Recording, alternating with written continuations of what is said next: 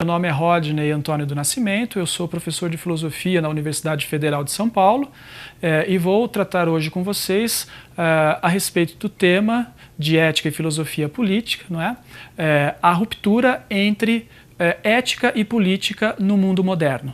Para abordar esse assunto, eu vou tomar como referências dois autores paradigmáticos de cada época, não é?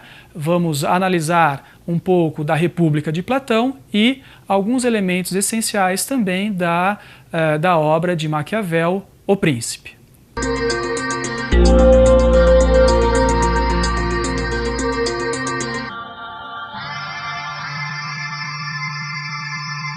Antes de abordar propriamente as ideias de Platão, é importante compreender o contexto no qual a obra se insere, não é, para ter uma noção do que significa o projeto, na verdade, da República, não é? A obra fundamental de Platão, como eu disse para vocês, que nós vamos tentar analisar aqui, evidentemente, alguns aspectos gerais dessa obra. Muito bem, vocês sabem que essa obra ela é escrita no século IV a.C., não é? E ela pretende, na verdade, formular um projeto de refundação da sociedade ateniense. Ora, a que se deve essa tentativa de refundação da sociedade ateniense? Muito simplesmente, isso se refere, né, isso se relaciona ao fato de que Platão vive um momento de decadência da democracia ateniense. Vocês sabem, não é, que a democracia ateniense foi um dos principais resultados de toda a civilização grega, não é? Que perdura durante longos anos, mas Platão ele será testemunha do declínio desta mesma sociedade, tá certo? Um momento essencial que vai indicar a Platão essa passagem crítica, né, esse momento crítico da sociedade ateniense, será justamente a condenação de Sócrates, né? Sócrates será condenado pela cidade, né, por provocar a juventude ateniense a contestar os valores da cidade e será visto então como alguém insubordinado e que merece, portanto, não é, a condenação à morte. Ora, Platão, como discípulo de Sócrates, considera que aquilo era o sinal extremo do esgotamento da democracia ateniense e então ele vai se colocar como projeto filosófico, não é, a tentativa de repensar os fundamentos da própria sociedade, não é? E se nós pegarmos então lá a República, o que nós vamos ver é exatamente um novo modelo de sociedade, em que o Estado, a política, terá justamente como função resgatar os valores, resgatar a ética, não é, que segundo Platão acreditava, estavam na origem da sociedade ateniense, valores esses que eram aqueles, na verdade, defendidos por Sócrates e que a cidade não soube honrar, não é? De modo que a República vai se colocar, não é, no seu sentido maior, né, enquanto projeto de refundação da sociedade, como uma tentativa de reunificar a ética e a política, né? Quer dizer, colocando a política, né, como atrelada fortemente à ética e, mais do que isso, como colocando a própria ética como sua finalidade, não é? Esse projeto, não é, que nós procuraremos entender, não é, nessa aula. Muito bem, mas como eu dizia para vocês, procurando então traçar um pouco esse contexto de esgotamento da democracia ateniense, eu gostaria de destacar para vocês pelo menos 3 aspectos, né? O primeiro deles seria exatamente a restrição da democracia na sociedade ateniense. Ora, vocês sabem muito bem, não é, que a democracia ateniense ela é uma democracia direta, não é? No entanto, poucos participavam desta democracia. Não é? Poucos, de fato, tinham acesso à tomada das decisões, não é, sobre os destinos da cidade.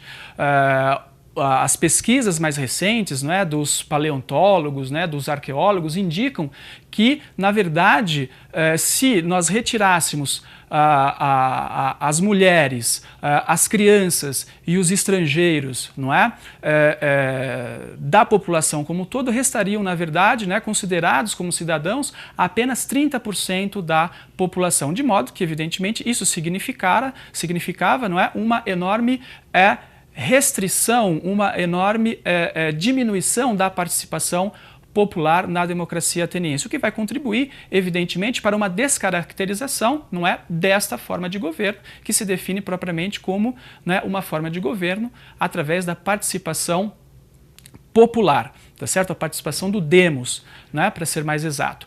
Muito bem, um outro aspecto que eu também gostaria de enfatizar, que caracteriza esse esgotamento da democracia ateniense, é o fato de que as decisões políticas, elas, em períodos de paz, elas acabavam ficando na mão de poucas pessoas interessadas em participar, né, de fato, das tomadas de decisão, né? Quer dizer, nos períodos de paz em que as pessoas se sentem menos afetadas pelos problemas políticos, né, pelos problemas sociais, a tendência que ocorria, qual que era? Era exatamente que os indivíduos delegassem as suas tarefas, delegassem as suas responsabilidades políticas para algumas poucas pessoas. E por último, né, um terceiro aspecto é o fato de que, veja bem, né, primeiro nós temos uma restrição da democracia, poucos participam, não é? Por quê? Porque poucos são considerados cidadãos. Segundo aspecto,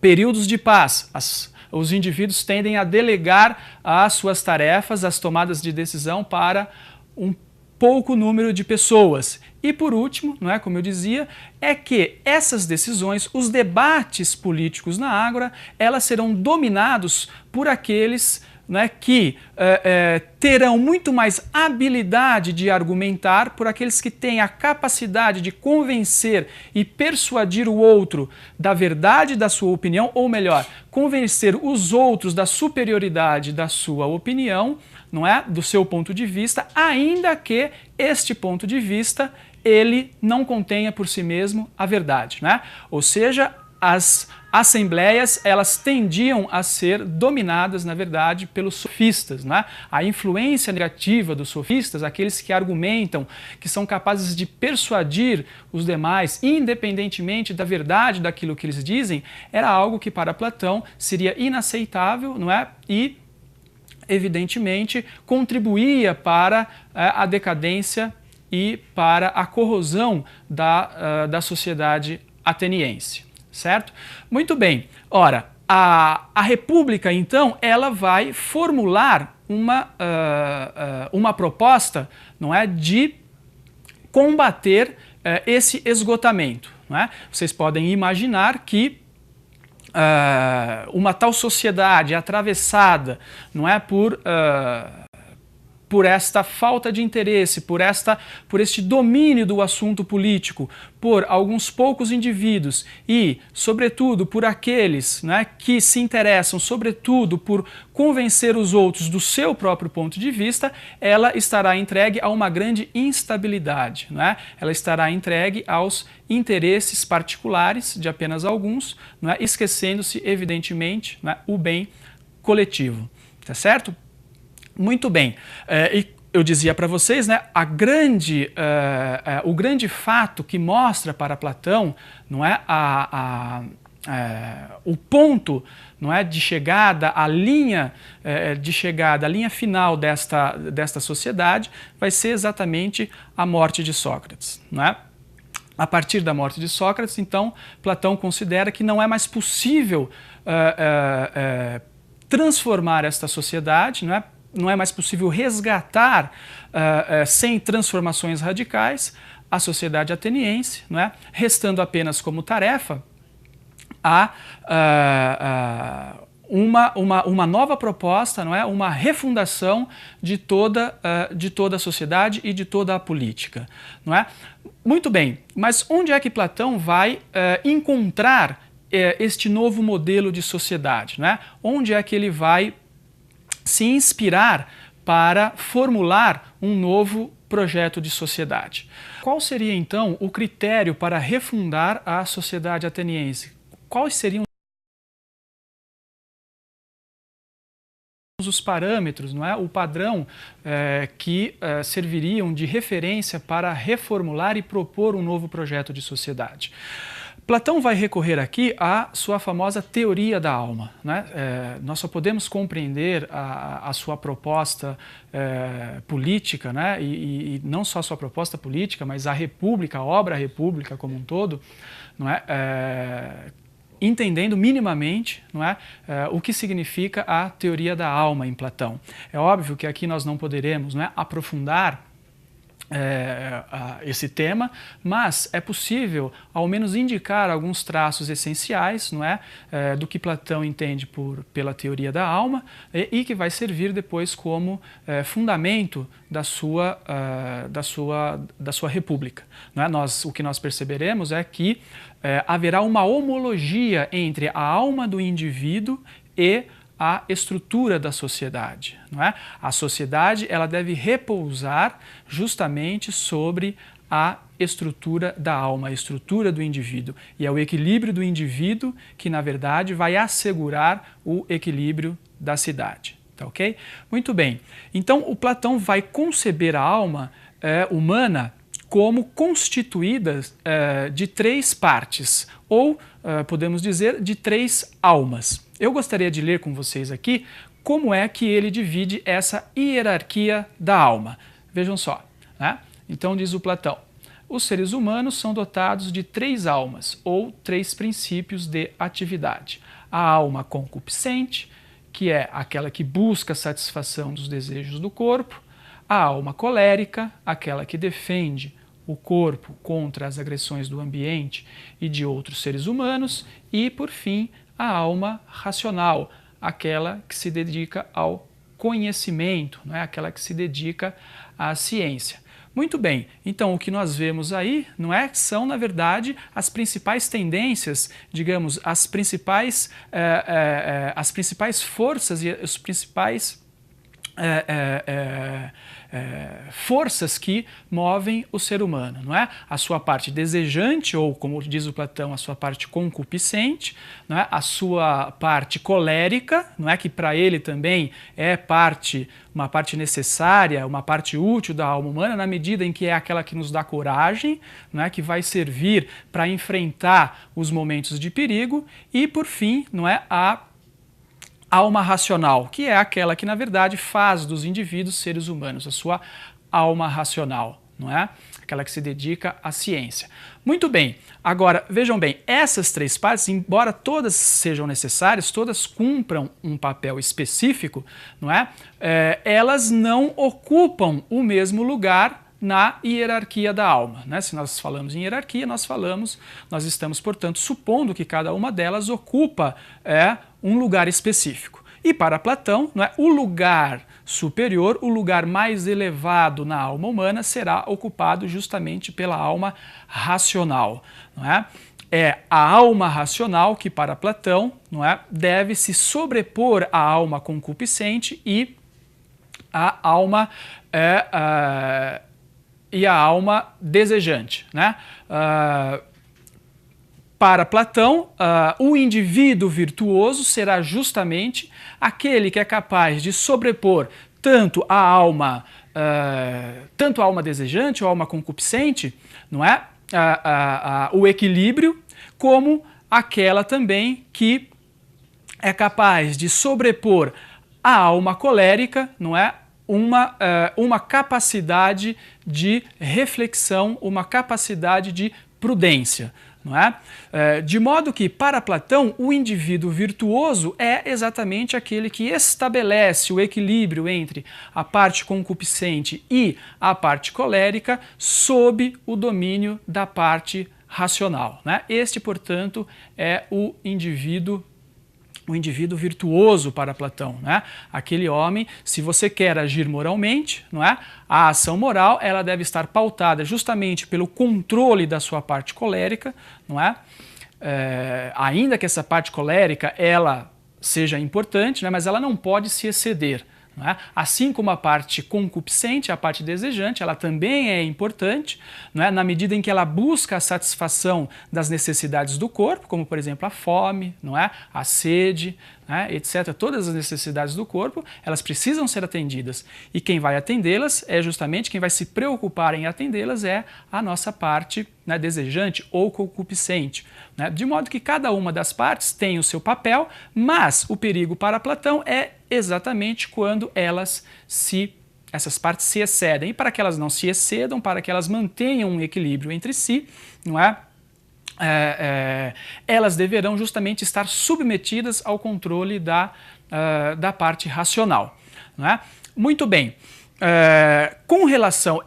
Eu dizia para vocês, então, que essa teoria da alma, né, muito esquematicamente apresentada, ela vai servir de analogia para a construção do modelo político de Platão. Não é? Para Platão, o equilíbrio, a saúde, não é, política da sociedade, ela deve estar fundamentada, ou ela depende do equilíbrio dos próprios indivíduos.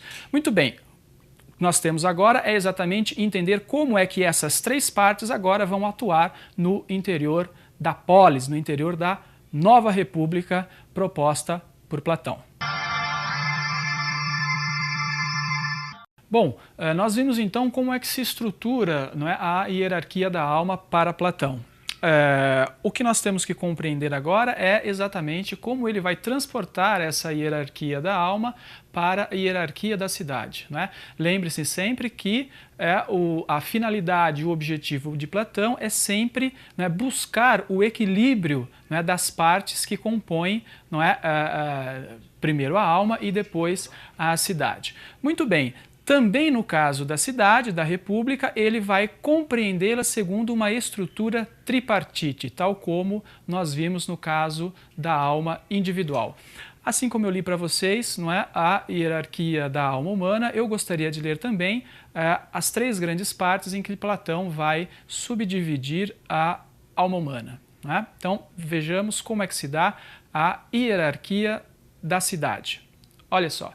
Então, a polis também possui, não é, uma estrutura tripartite formada por três classes sociais. A classe econômica dos proprietários de terra, artesãos e comerciantes, que são aqueles que garantem a sobrevivência material da cidade. A classe militar dos guerreiros, aquela, portanto, não é, parte da cidade que é responsável pela defesa da cidade, não é, e pela segurança dos seus cidadãos, e por fim a classe dos magistrados, que tem como função garantir o governo da cidade sob as leis. Muito bem, então o que é que nós percebemos aqui? Não é? Nós percebemos a mesma estrutura e nós percebemos também, não é, uma referência clara a cada uma das partes,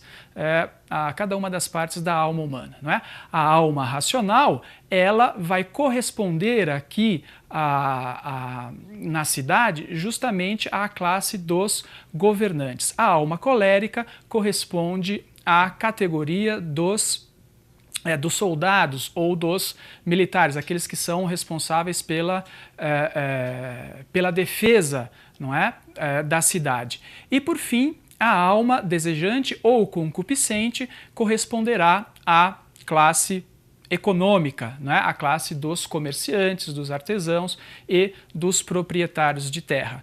Muito bem, e o que será então uma sociedade justa para Platão? Quer dizer, aquela sociedade que reunifica a ética e a política, que recupera os verdadeiros valores da cidade ateniense. Ora, assim como o homem virtuoso é aquele que estabelece um equilíbrio entre as partes da alma, a cidade justa também será aquela que garante um equilíbrio entre as diferentes classes sociais, não é?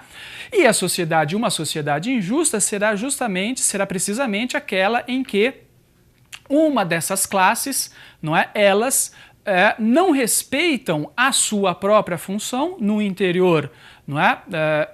A função a que elas estão destinadas, né, que lhes cabe no interior da sociedade, né, e tentam, não é, se sobrepor às demais. Não é? Platão dirá, por exemplo, que seria prejudicial para a cidade se a classe econômica, por exemplo, tivesse à frente da administração da cidade, que a classe econômica se tornasse, por exemplo, uma classe governante. E por que isso? Ora, evidentemente porque, não é, a classe econômica, não é, aquela que é, portanto, movida pelo desejo, né, pelo desejo de acumulação, pelo desejo de aquisição dos bens materiais, se essa classe se coloca na função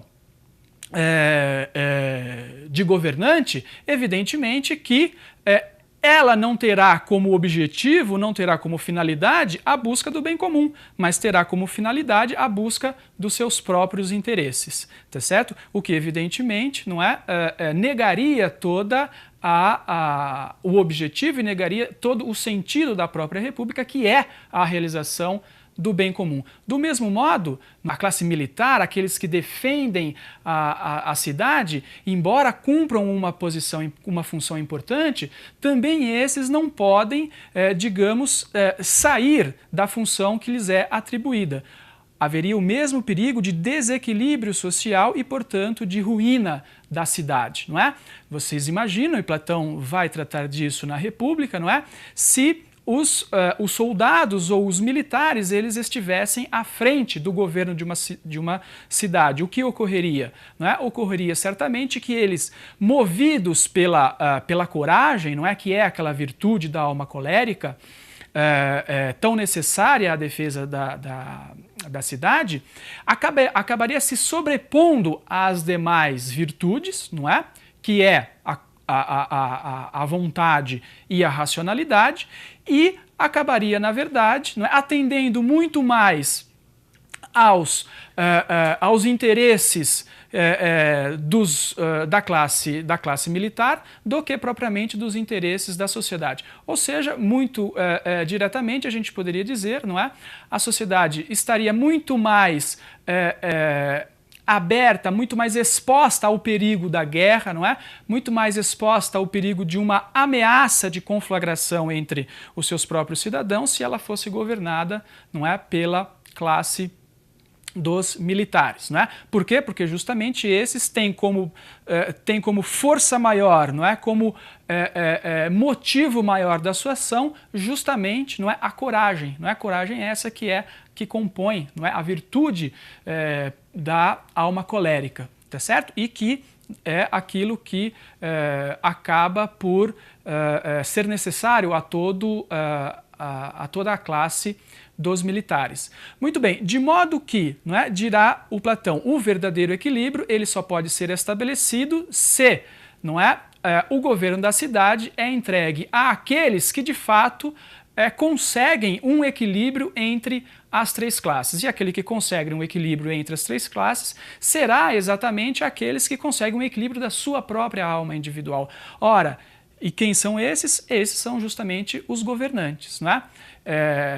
São os governantes, e os que se mostram aptos a governar serão justamente os filósofos, né? Porque é nos filósofos, nos sábios, nos cientistas, não é?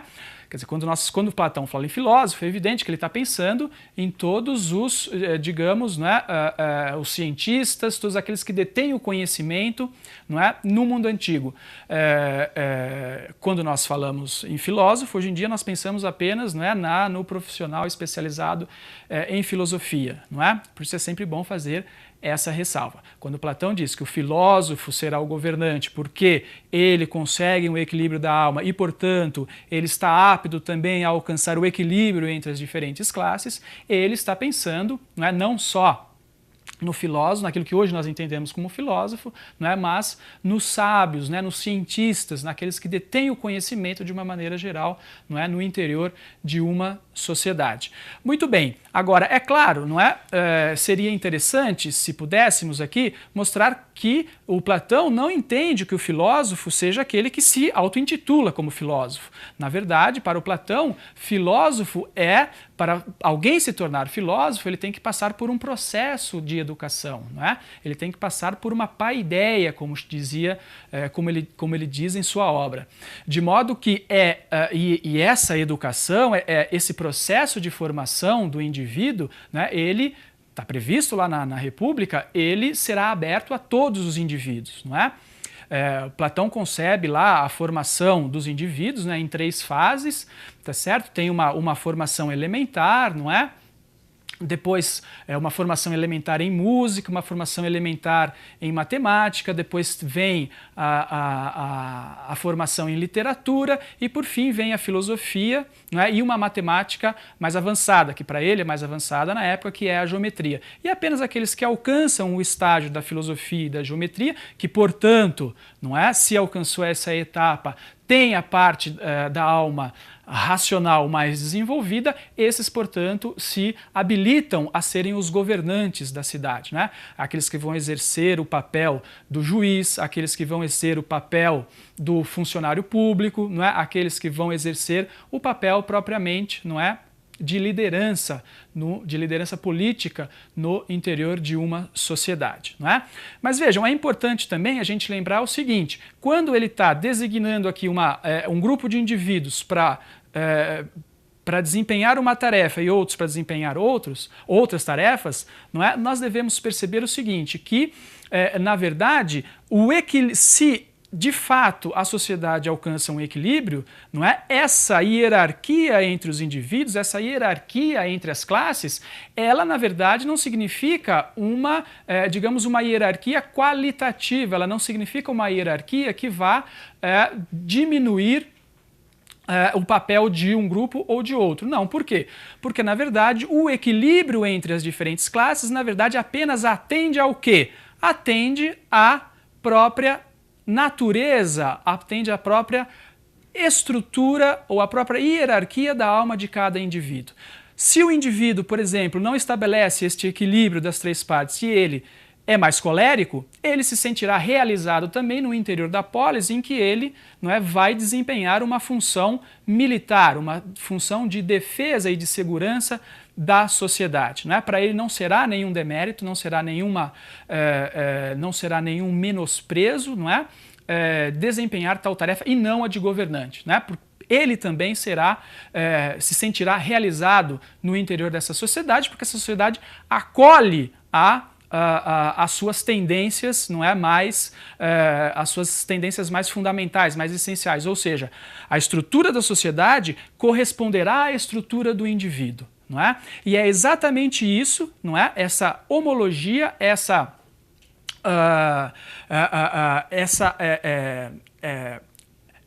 esse emparelhamento entre as duas esferas, não é? Que Platão vai entender como sendo, não é, a realização da justiça. A justiça para Platão é exatamente essa, não é? Quer dizer, é o equilíbrio entre as classes que, por sua vez, não é, atende à estrutura da alma dos indivíduos, de modo que, não é, o equilíbrio da sociedade, ela realiza também, não é, o próprio indivíduo, não é?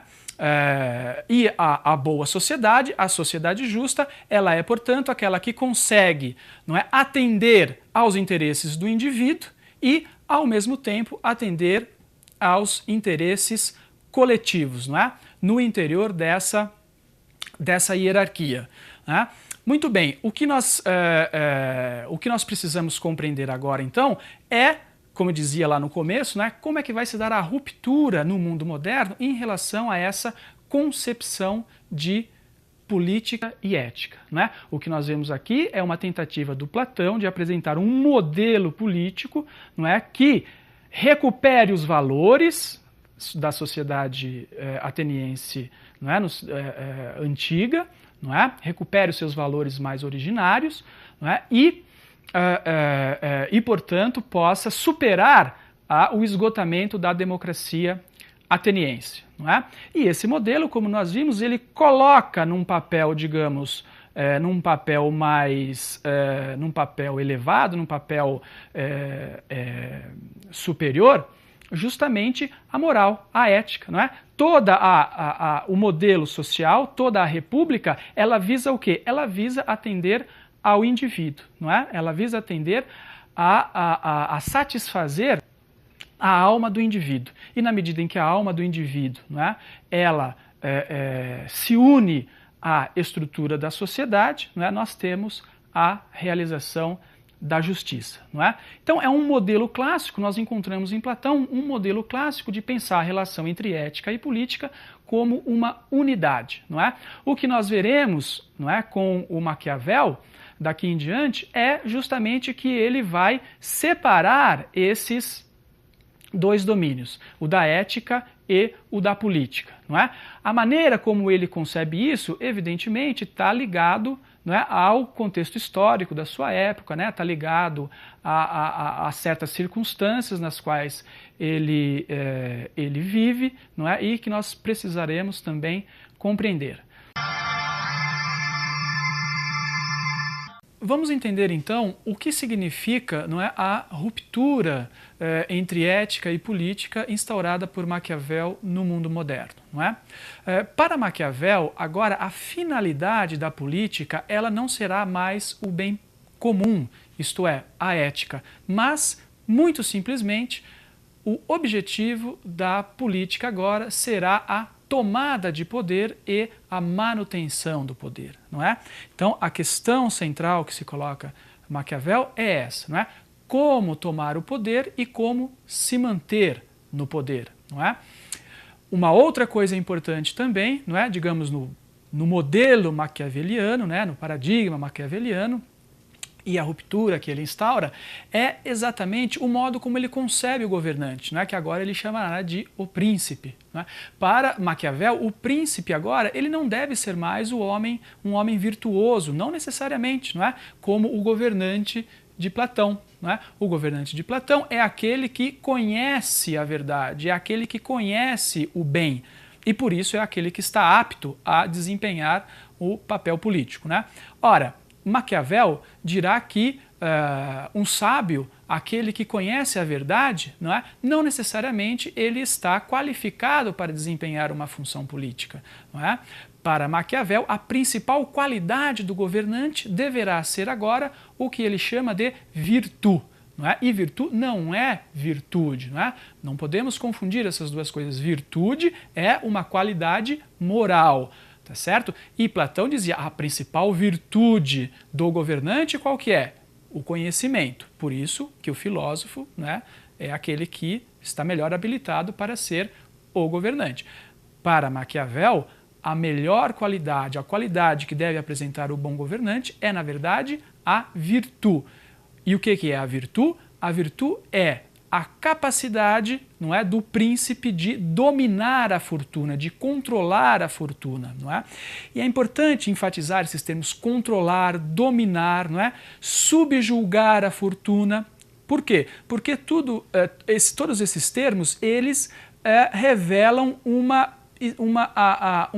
qualidade que é a qualidade viril do governante, não é? E a palavra virtude, ela vem exatamente, não é, da palavra vir em latim, que é a mesma origem da palavra viril, virilidade, masculinidade. Né? E a virtude, portanto, é a qualidade do homem viril, ou seja, aquele que é capaz de subjugar, aquele que é capaz de dominar a fortuna. Né? E a fortuna, por sua vez, nada mais é do que o curso da história, não é? Curso esse que, para Maquiavel, é sempre imprevisível, não é? Ele está sempre ele tende sempre a escapar do controle humano. Né? É óbvio, dirá o Maquiavel, não é? Mesmo o mais capacitado, mesmo o governante que possui uma grande virtude, ele nunca controlará 100% plenamente as forças da história, as forças da sociedade. Ele dirá que sempre, não é, os destinos da humanidade, os destinos da sociedade se devem em parte, não é? E ele dirá exatamente 50% a virtude, ou seja, a capacidade de decisão e de controle dos homens, e 50% a fortuna, não é? Mas isso quando a virtude é exercida na sua plenitude, não é? Porque caso contrário, esse equilíbrio entre fortuna e virtude, ele tende exatamente a pender mais para um lado do que para o outro, né? Então é óbvio que mesmo que o homem não controle totalmente a fortuna, não é, o exercício, não é, da virtude, não é, um exercício pleno da virtude é capaz pelo menos de equilibrar, não é, digamos, esses dois pesos, não é, esses dois aspectos que, segundo Maquiavel, controlam a história e a sociedade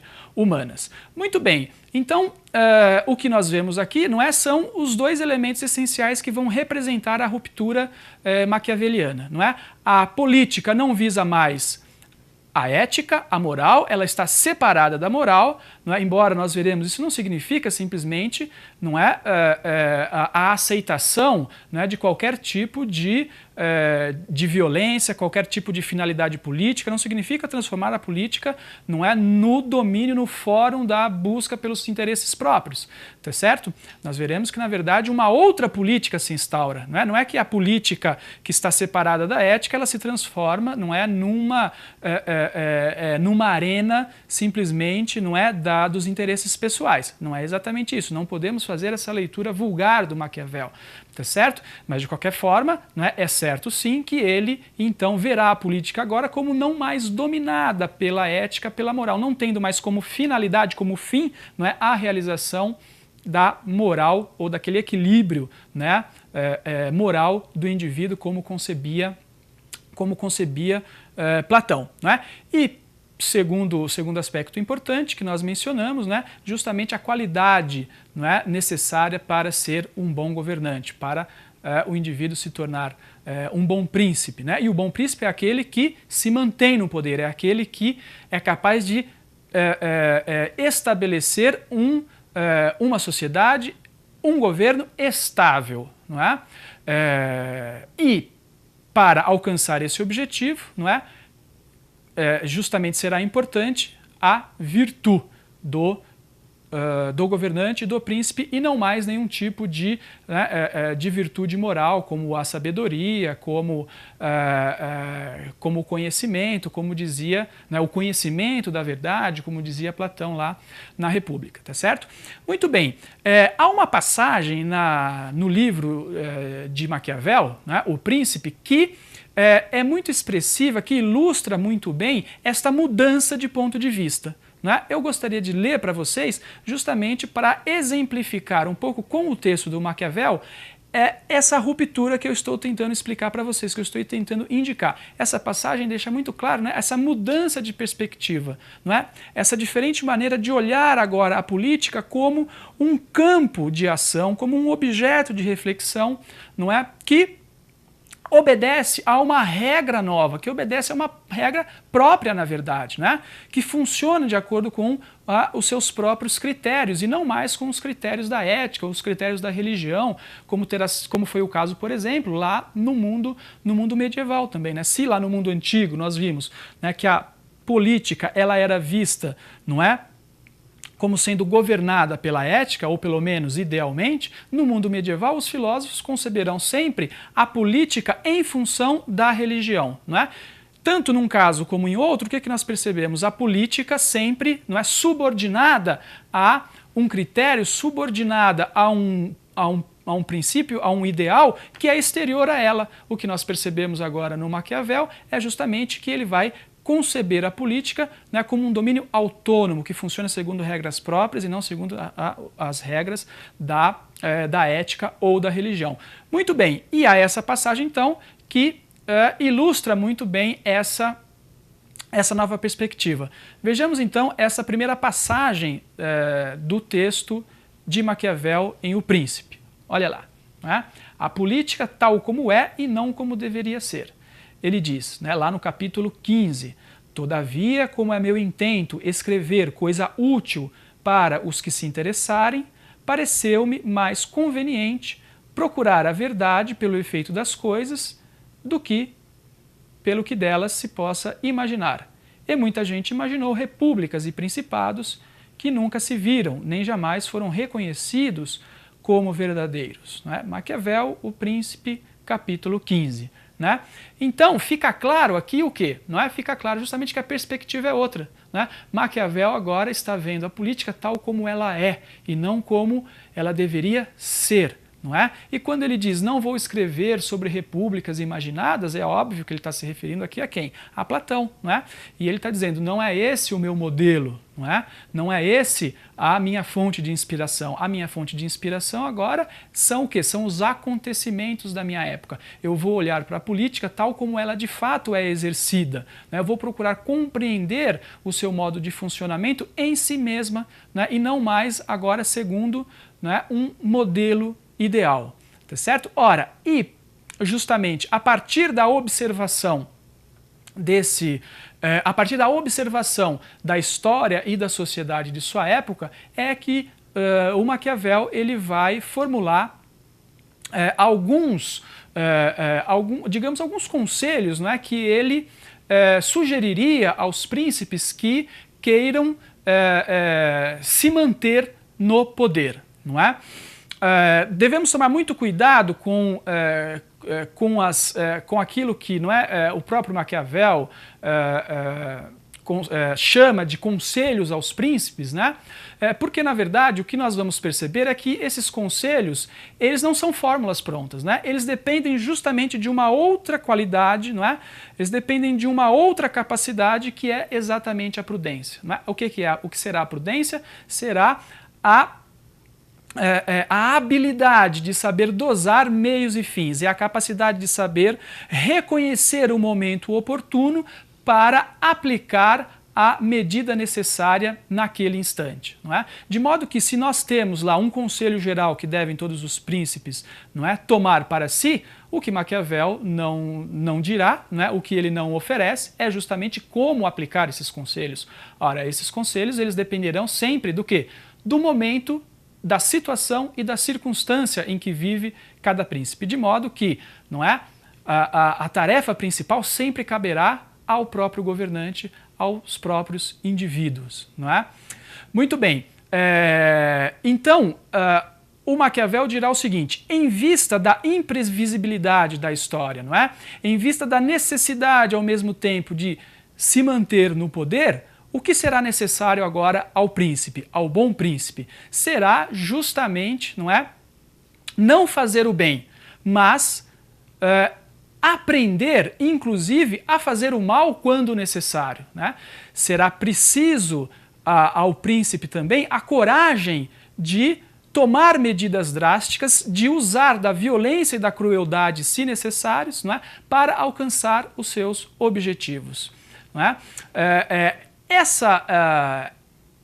Digamos, essa orientação de Maquiavel é justamente aquela que deu maior margem à discussão e polêmica. Né? Foi daí que surgiu a ideia de que Maquiavel justifica todos os meios em nome dos fins. Não é? Então você pode usar da crueldade, você pode usar da violência, não é? Você pode usar da corrupção, você pode usar de todos os meios possíveis para alcançar determinados fins. Então ele justificaria os meios em nome dos fins. Ora, a verdade é que o Maquiavel ele nunca disse isso, ele nunca afirmou, na verdade. Ele nunca escreveu essa frase, não é? Por quê? O que ele está dizendo, de fato, é exatamente que a boa ação política, ela agora depende muito mais da prudência do governante, não é? O governante, é óbvio que ele pode usar a violência, ele deve usar a violência se necessário, ele deve usar a crueldade se for necessário, ele deve eliminar até um inimigo político, não é? Mas ele não pode transformar isso no fim mesmo da sua ação política, não é? Porque se ele transformar a crueldade, a violência e a eliminação física como seu objetivo, ele simplesmente vai virar um tirano, não é? E ao virar um tirano, o que ocorre, não é? Mais cedo ou mais tarde, dirá Maquiavel, inclusive ele dá o exemplo histórico de César Borgia, não é? O tirano ele faz com que, na verdade, né, na tentativa de dominar os outros, na tentativa de se impor, ele provoca, na verdade, a ira não é? Ele provoca a ira de todos, dos seus inimigos e também dos seus aliados, não é? Que acabam se voltando contra si e acabam derrubando, não é? O próprio governante, não é? Muito bem, então vejam só, o que o Maquiavel está indicando é justamente a necessidade de uma nova ação política, pautada agora por outros critérios, não é? E critérios esses que não tem nada a ver com a ética, não tem nada a ver com a moral e não tem nada a ver com a religião. Agora, simplesmente, o que move o político, né, o que move o governante é a manutenção do poder, e a manutenção do poder, ela exige o quê? Ela exige a virtude, capacidade de adequar meios e fins, não é? A capacidade, portanto, de prudência, ou seja, de reconhecer o momento certo para tomar a medida certa, não é? Muito bem, eu gostaria também a esse respeito de ler um último trecho do Príncipe de Maquiavel, né, que ilustra muito bem o que eu estou tentando dizer para vocês. Vamos lá? Mandamento básico, não é? Prudência para reconhecer as necessidades de cada momento. Abre aspas, observarei que o mesmo príncipe pode um dia ser bafejado pela sorte e no dia seguinte estará arruinado, sem que aparentemente tenha mudado de caráter, ou sob qualquer outro aspecto. O príncipe que baseia seu poder inteiramente na sorte se arruína quando esta muda. Acredito também que é feliz quem age de acordo com a necessidade do seu tempo e da mesma forma é infeliz quem age opondo-se ao que o seu tempo exige. Maquiavel, Príncipe, capítulo 25, não é? Muito bem, então fica claro nessa passagem, não é? Qual é agora a qualidade que deve nortear, não é? Qual é o princípio que deve nortear a ação do príncipe, né? A ação do príncipe deve, portanto, não se basear na sorte, não é? Ou seja, na fortuna, simplesmente, porque a fortuna ela se reorienta a cada instante, não é? Ela aponta a cada instante para uma certa direção da história e, portanto, o indivíduo sempre estará perdido, não é? Se simplesmente quiser seguir a fortuna, o que ele deve fazer, o homem de virtude, é agarrar a fortuna, submeter a fortuna aos seus próprios fins, à sua própria finalidade, não é? Muito bem, então vejam só, não é? O que Maquiavel está aqui fazendo é, na verdade, instaurando uma nova lógica da política, não é? Não é simplesmente a política como um jogo de vale-tudo, mas é a política agora, não é? Vista como um campo de ação humana, não é? Autônomo, né? Um campo de ação que não está submetido nem à moral, nem à religião, nem à ética e nem à fortuna, não é?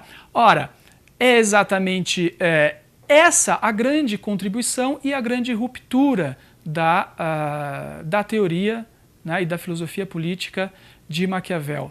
É a instauração da política, não é, como um campo de ação humana, não é? A política agora, ela passa a ser acessível aos próprios homens, não é? E também ela passa a ser agora regida pelos interesses e pelos conflitos humanos, não é? De modo que nós podemos, não é, muito bem dizer que a grande ruptura, não é, que instaura Maquiavel é propriamente a da humanização da política, não é? Quer dizer, a política ela agora surge como um campo de ação humana, ela agora é o domínio onde os homens vão estabelecer entre si, ainda que de maneira conflituosa, não é?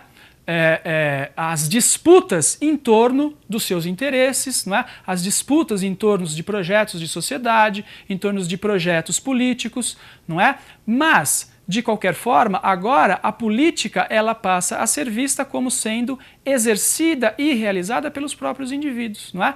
A política ela não pode mais ser agora resultado de uma convicção religiosa, não é? Ou pelo menos ela não deve ser, na visão do Maquiavel, não é? Ela não deve estar mais subordinada a uma visão moral, não é? Ela deve ser simplesmente o palco onde os homens decidem a respeito, não é, dos destinos das suas próprias vidas, não é? E da sua própria história, tá certo? Muito bem, então eu acho que é isso que devemos compreender, não é? para além da visão e da interpretação fácil, não é, da obra de Maquiavel, simplesmente como aquele que vê a política, não é, como um lugar em que os indivíduos agem sem escrúpulo, um lugar em que os indivíduos buscam apenas os seus interesses individuais, não é? Daquele em que os governantes fazem de tudo para alcançar os seus próprios interesses, não é? Na verdade, né, o que Maquiavel faz é instaurar a política, não é, como a arena, como o campo, como o palco, não é, dos conflitos humanos, né? O lugar onde os homens decidem de fato sobre aquilo que eles querem ser e sobre aquilo que eles devem ser. Tá ok? Muito bem, espero então ter ficado claro, não é, o tema da nossa aula, não é? E espero, portanto, ter contribuído aí um pouco para a compreensão de vocês a respeito da ética e da filosofia política.